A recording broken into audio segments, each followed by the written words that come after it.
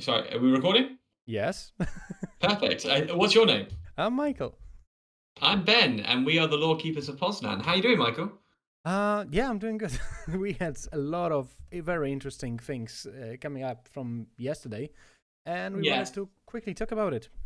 Yeah. So in set six, we talked about and then we did some stuff on stream about this. That there's a power creep and things are getting more powerful.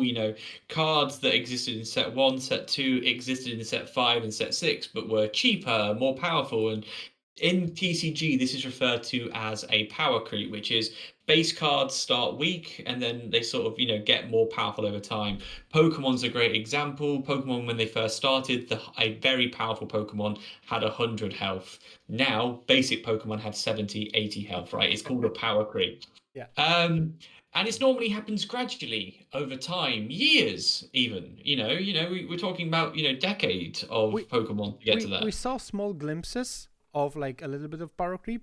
For example, a Daisy 1/4 with a caveat of enemy actually like or opponent actually possibly drawing a card, but still 1/4 on turn one. It was huge when it came out. Yeah. And Yes, like from the vanilla 1-drop 2/2 or something like this. But exactly. And now, those still existed. Those still existed. Do you want to throw up the screen? yes, now what we saw. So yesterday, Ravensburg, and starting to actually showing us new cards from This the new card, set, this card, this and they card. are crazy. Right. So, do you want to explain? So, we've talked about dual link cards as something that's been predicted or expected in a while. Yes. Cards that exist in more than one color. However, what was never really clear is what would happen. So, you have the little description there. Do you want to explain? So, what is a dual link card and how is it being shown that it will be playable? Yeah, so it was also a clarification yesterday, which is shown on an official website, that Dual Ink cards can only be used in the decks that actually consist of those two colors. We were thinking of how that was the usual approach that we were thinking they're gonna take, but now we have an official confirmation. So, as an example, shown here, a bolt could be only used in the decks that are Amber Steel. But It's oh to my god, this is crazy Yeah. card. So they're describing it as cards that sort of take the beauty out of both what makes amber amber and steel Yes. steel. I'm going to level. I don't understand what the steel element of this card is, but I certainly can see the steel song element of this card. Yes. But the beauty of these cards, and I think it's just to clarify, this doesn't mean that you can play lemon lime, amber emerald, and then have this bolt in it. You can't then play you can't. You have to have the amber and steel still be your two colors. We're not breaking from that logic.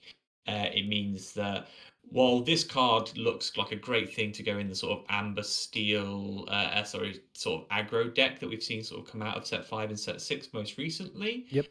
there is some spicy cards with matchups that we have not seen for a very long time, and I think if we scroll down, we'll start to see some of these. So this bolt is sick off the rip. It's crazy. That is an insane card. There's already great cards that allow you to Sven, the card that you love, where it allows you to when you play it, you can ready up another Already a character. character, yes. Yeah. Yeah, so Bolt starts, quests, gets whatever points you get for having more than one character in play, and then you drop Sven again and double it up, and Yeah. there's some really interesting combos coming. Yeah, exactly. And yeah, I'm just gonna say this card is gonna make me hate playing against Amber Steel even more. Oh yeah, I mean, also great art, beautiful art. Yes, It has amazing. to be noted. All right, Beautiful so art. the other cards we have the 2-drop, the I hate that. This is my Troubadour. least favorite. I absolutely hate this card because yeah, the one thing Steel Song needed was a singers that you couldn't remove. Yes, That's the one thing that was it's stopping Steel Song. basically Ursula. Because we have a Ursula 2-drop 1/4 Stinger 4, in Amber, which is it's basically very similar stats, but that wouldn't resist is goddamn crazy because usually you're not one-shotting that Ursula, and now you basically need to one-shot him, which is oh my gosh. So we're going to see people actively using Along Came Zeus to take out a Yeah, two-drop yeah, singer. exactly. I'm the only option on the market. But then this is where he talks about those more unusual combos. So there is one that I'm looking forward to talking about in a minute in green blue, but Yep. Amber Sapphire is not a deck I've ever seen played. Oh no, sorry, However, you played with me. I played yes, once. but sorry. but so Oh my no. point being is it's not a common deck list, Yes. right? Amber Yeah. Sapphire, and this is very exciting to me because it's just sort of forcing or will be creating more powerful combos. And there is a viable Sapphire Amber deck. That's not to say that there isn't a fun one to play, but not one that we've seen competitive. And these Yes. cards are starting to make that a little bit more interesting. Removing 3 damage, awesome. Drawing a card, awesome. But you can remove 3 damage also from locations. I think that's the first time, at least, that I remember that we directly say you can remove damage from location. Muduk Manor is now bulletproof. Oh my god, Magnet Manor is Sapphire. Muduk Manor is going to be Muduk Manor and Rapunzel that makes the Rapunzel's tower that makes all of the characters have Yeah. higher willpower. Just attack it. I'll fix it next turn for one cost. Yeah. All right, Pascal. Amber Amethyst, which is usually a hyper aggro deck that we saw. We saw some Amber Amethyst. They were usually a hyper or like aggro oriented decks, and this really fits the 3/3, which is okay stat line. That 3 attack is like a bit painful currently, but still reasonable. Questing for 3 evasive. Come on. The thing is, with great cards like that, and we've got this Calhoun that's quite interesting. Whenever a character challenges another character, you may return a racer, which this racer, we did see some racer decks start to come into the meta. There was one on the set champs that I took part of. Yeah. But then Perla, I mean this with respect, I'd rather Pascal. Like, no offense to Perla, but I'd rather Pascal. Yeah. The only good thing is that support. That really helps, especially in that deck. In Lemon Lime, usually characters do not have a lot of attack, so a lot of strength, so that helps, but it's still okay. It's important to mention most of these are uncommon. Yeah, that's when it come back to here. Troubadour is uncommon, by the way, and I'm gonna show you. That one of the next one that we already see is absolutely busted uncommon, I would think. But first of all, Hades. There's a new Medusa in town, basically. There is a new Medusa in town. I like this one because one of our friends is recently playing a sort of he's been calling it the self-strike deck. You know, a deck that attacks you, has damage. Your characters are also damaged isn't necessarily a bad thing for you, and this sort of fits into that quite nicely. Yeah. And also, comparing it to Medusa, you get 2 more willpower, 1 more questing power, and also, the caveat is that you need to deal 2 damage to one of your characters, but usually at that point when Medusa is played, the Ruby Amethyst has something that they can actually self-inflict damage, so it's just a better version, I would say, at least for now.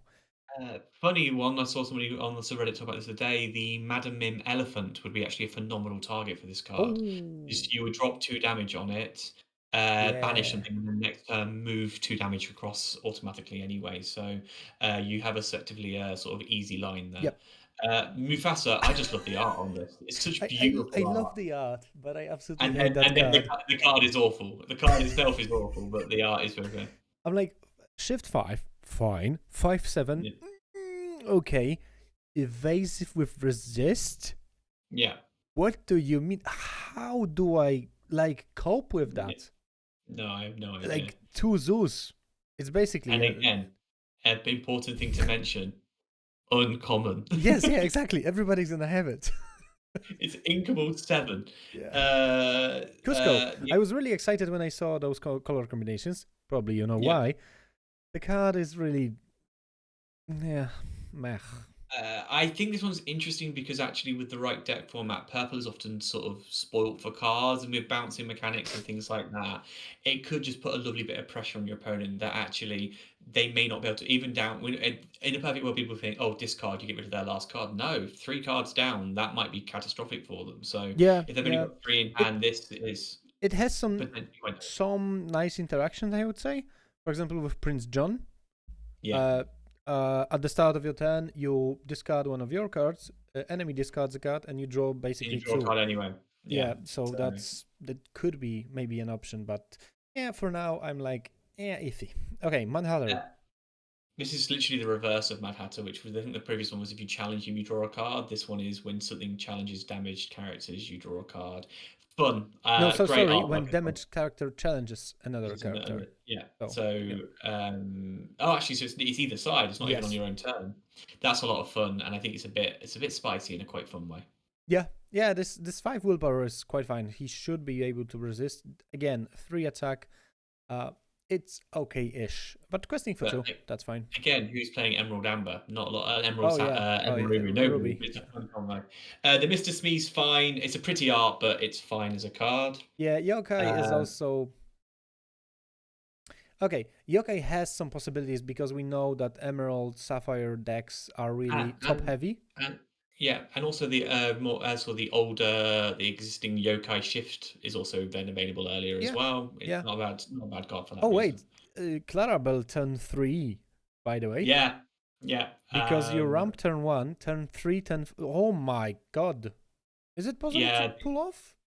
Yeah, you can, because you pay less to shift any of your characters, so there's actually no. a lot I think she still needs to be turn 4, but still, it's like Clarabelle turn earlier. It's absolutely amazing. All right, Denahi. That bodyguard. Oh yeah, Duhani is a good one just because of the resist 2. It's going to be a staple. It's going to be a staple in Red Steel. It is a reckless, but it's really good one. It's a reckless that can't be defeated, so why do you care? Basically. Once on the field, it's staying. With resist 2, I love a bodyguard with ward though. How do you remove that? Yeah, how do you remove that card? Again, I guess that's where Medusa still plays a little bit more value, right? No, because Medusa says that. Tremaine, sorry. Yeah, Tremaine makes sense. Yes.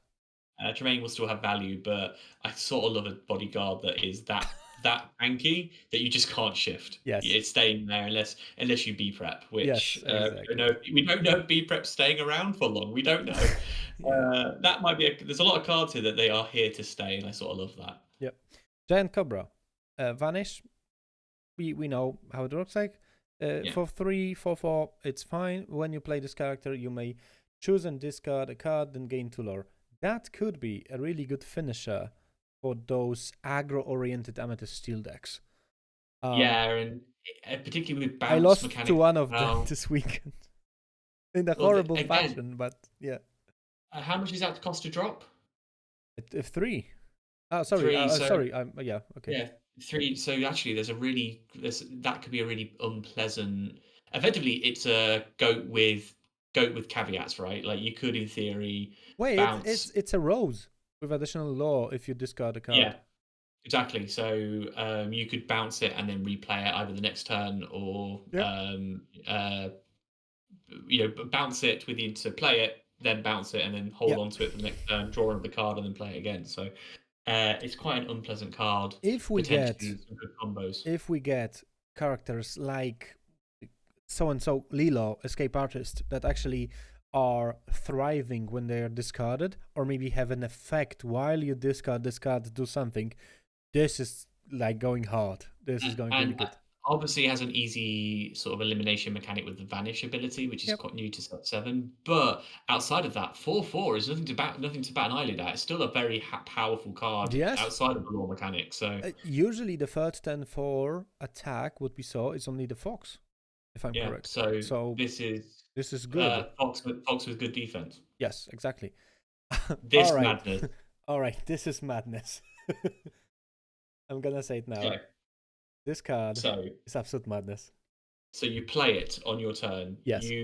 All players exert all their cards in their inkwell, which I think is important to mention. Yes. Because it suggests that there is an opportunity. Why? Again, we think in the future there might be opportunity for people to be able to play things on your opponent's turn, some sort of reaction card, reaction ability.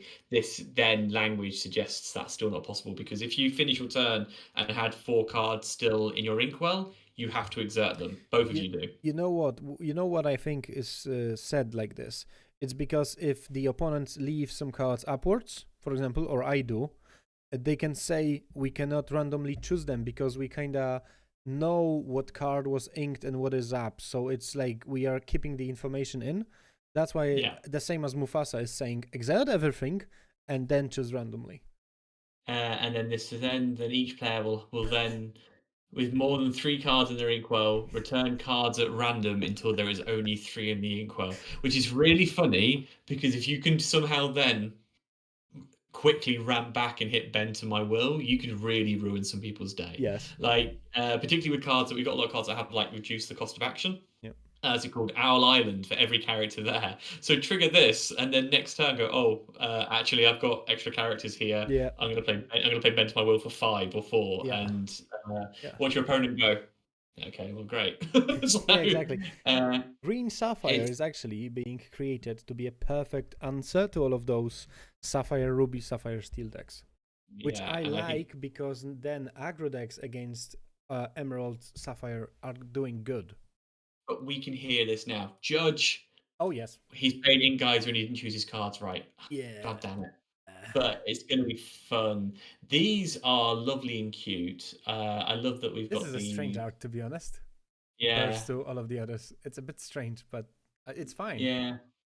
So we've got support. Nothing. I don't think there's anything particularly new in any of This is these. interesting. Once per turn, whatever your card is put into the inkwell, your other bodyguard is +1. Yeah, Could be interesting. which could be interesting with things like Baloo, Yeah. or this. My favourite. So out of everything I've seen, my favourite two have been Spaghetti Dinner, and I don't know if they're on this list yet.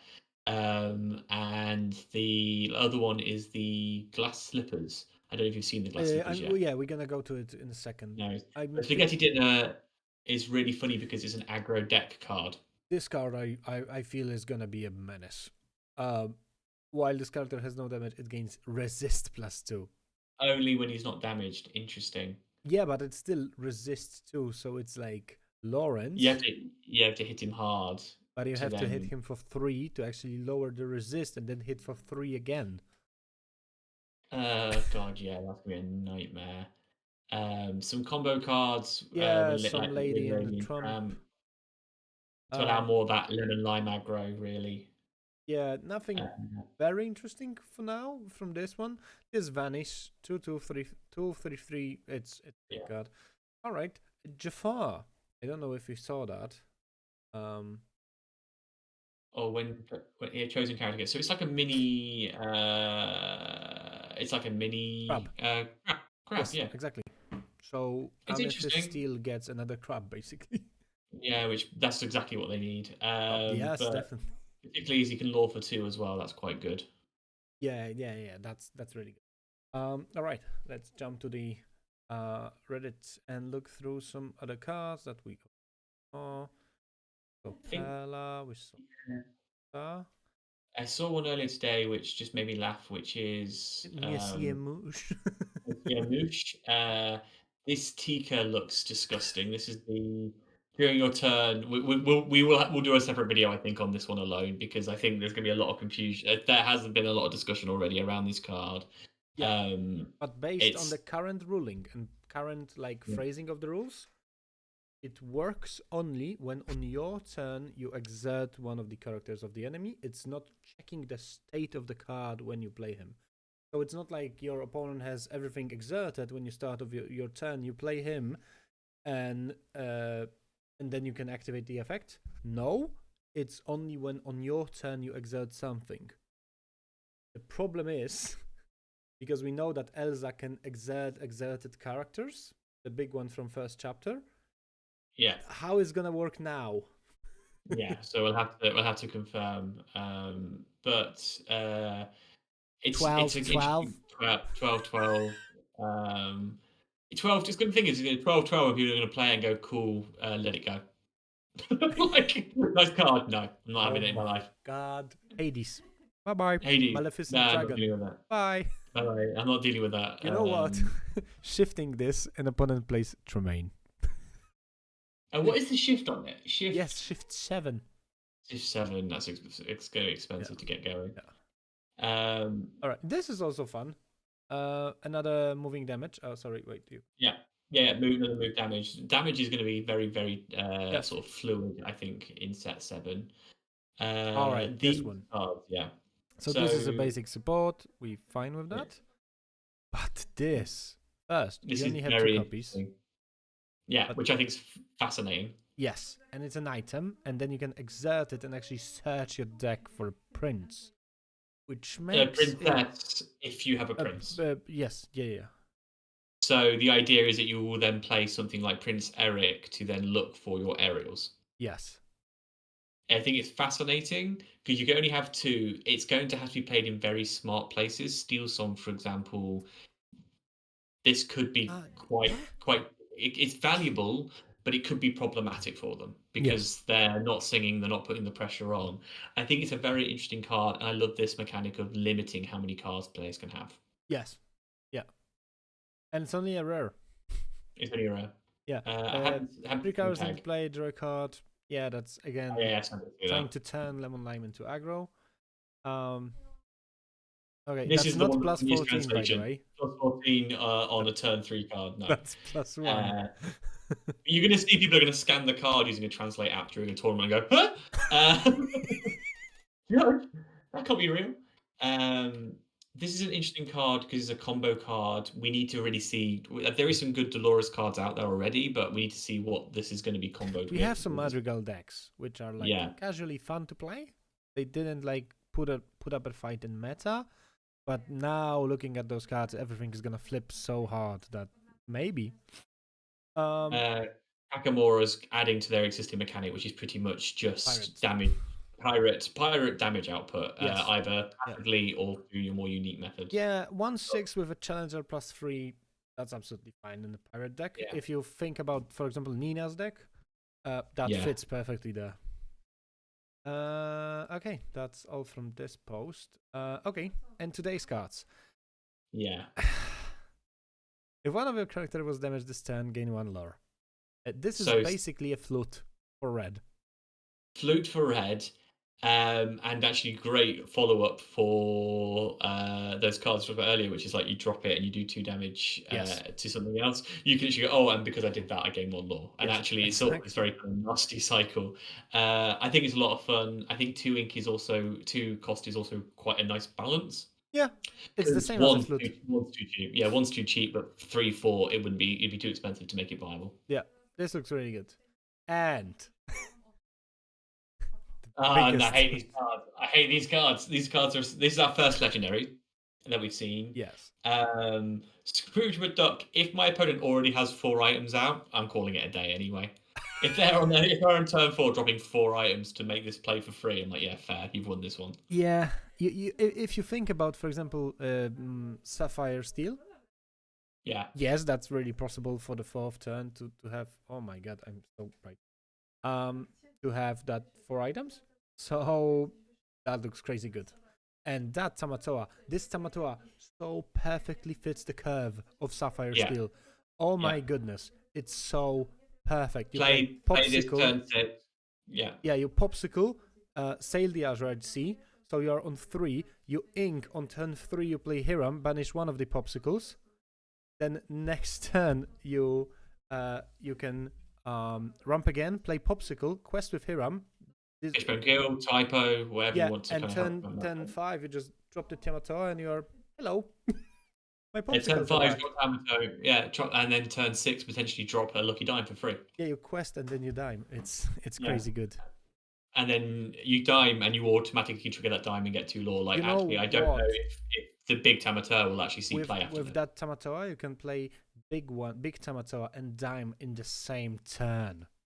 Yeah. Like turn 8, 7, depending on your ramp, which is crazy good. It's crazy. It's gonna be so powerful. And these are our first 2 legendaries. And then my favorite card, which is me when my opponent plays Tamatoa turn 5 and brings back their porticles. That's my face. Yes, that's the face I pull. Just this one's really fun for very specific decks, but it's not being able to challenge any characters. For Lemon Line, this could be really powerful because you could have some very cheap cards that just do little incremental damage, little chip damage. If you play aggro, opponents probably is trying to exchange into you, so most of his character is gonna have some damage on them, which means that you play this and you basically block half of the table. Depends how the game goes. Yeah, it could be really interesting. Just keep Heart King in play. Yeah, and then let your opponent just try and work out how to get around it. It's a lot of fun. It's scary. The power creep is real, and we've only seen 2 legendaries. Yeah, it's so broken, and we've only seen 2 legendaries, so I have no idea what to expect. Yeah. Oh my god, it's going to be hype. It's going to be awesome. Be hype. I It's love gonna be it. superb. And it's out in 4 weeks. On 7th. 1, 2, 3 weeks, my friend. 3 3.5, weeks. basically. 3.5. Bloody hell. It's gonna be Right. amazing. I already It's put my these. pre-orders. And me woke up in the morning, put out my pre-orders, and I was like, thing is, I put my pre-orders out, and then I started seeing the cards. I was like, I think this is the best pre-order I've ever done. Like Yeah. the value I'm going to get back on these cards from a competitive perspective is going to be unmatched. So I'm so excited. Yep. All right. Right, it's a Let's wrap it pleasure. up. It was amazing. We'll do. This will go out today or tomorrow morning, and there'll be another one in 3 days where me and him are going. We thought those cards were good. Look at these stupid things. So Exactly. it's going to be a weird. It's going to be a weird meta. It's a great time to get into Lorcana because literally Everything is being thrown out of the everything is window. new. Everything's getting thrown out the window. So I've been Ben, I'm Michael. and we are the Lorekeepers of Poznan. Thank you very much for joining in.